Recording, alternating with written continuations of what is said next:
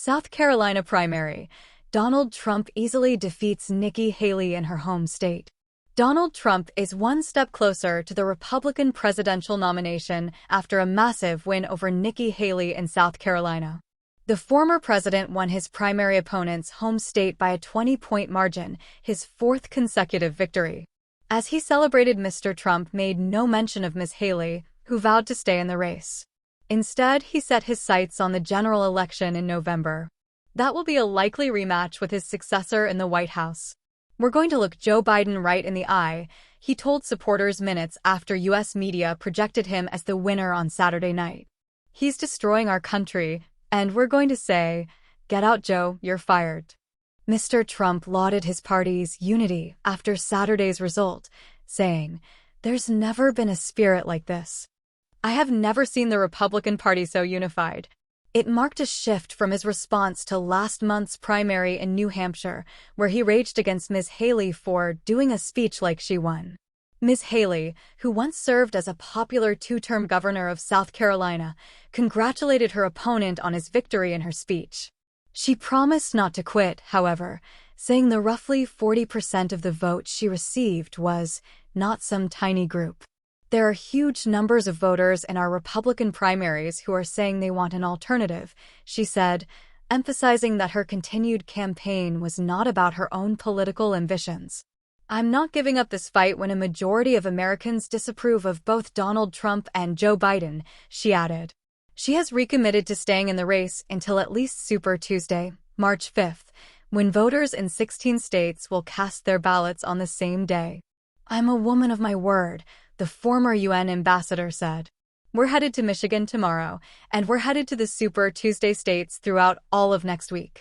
The Trump campaign dismissed Ms. Haley's continued effort in a statement on Saturday, stating that her delusion is clouding her judgment and she is no longer living in reality.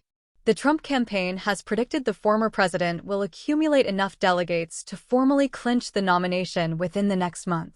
Ms. Haley does not have a clear path forward. Her opponent has a large lead in the delegate count and is polling far ahead in all future contests.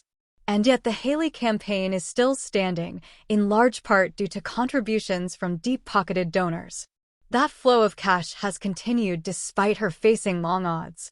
Ms. Haley raised $16.5 million in January alone, campaign officials said.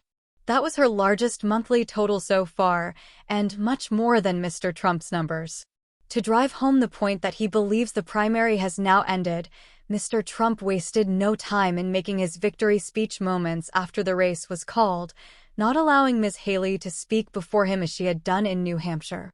Flanked at his podium on the Columbia State Fairgrounds by nearly 24 allies, including most of the state's political leaders, he told a raucous crowd, "This was a little sooner than we anticipated."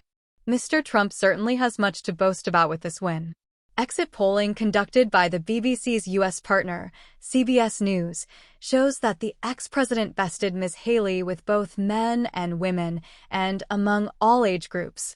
Lauding them for their support, Mr. Trump, 77, reminded his audience, "We have a lot of work ahead of us." Who's in running for Trump's VP pick?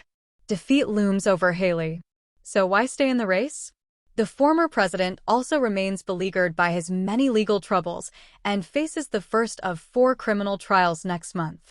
He is also now on the hook for more than $500 million, the combined total of 2 recent civil trial rulings against him in New York, one for sexual assault and defamation, and another for business fraud.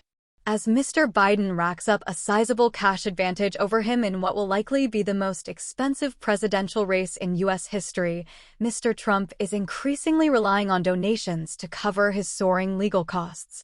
It appears the Republican Party could come to his aid.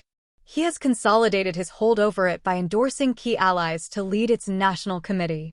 His daughter-in-law Lara Trump, his pick to take over as co-chair of the Republican Party, has pledged to spend every penny of party funds on his legal defense.